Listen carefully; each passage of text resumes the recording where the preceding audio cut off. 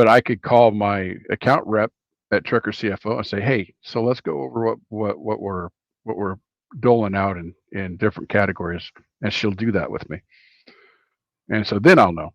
It kind of reminds me of the story of Henry Ford. I don't know if you've heard this one.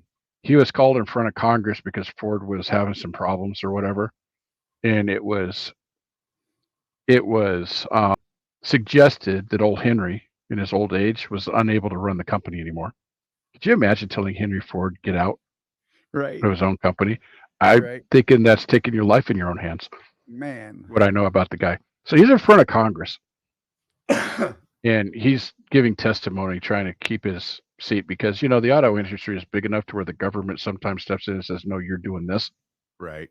It's just such a big part of the economy.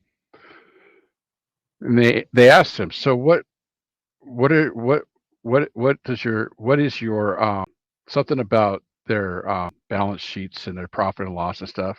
And he has told them, "Hey, I don't know. I don't know. I don't know." And then finally, one of the Congress people said, "Hey, why don't you know this?" He's like, "Because I don't need to." He said, "I've Right. got a phone on my desk with about 30 different little buttons on it. If I want to know what we shipped out last week, I could push a button and talk to my plant manager. If Right. I want to know how much did we spend on widgets, there's another button for the accountants.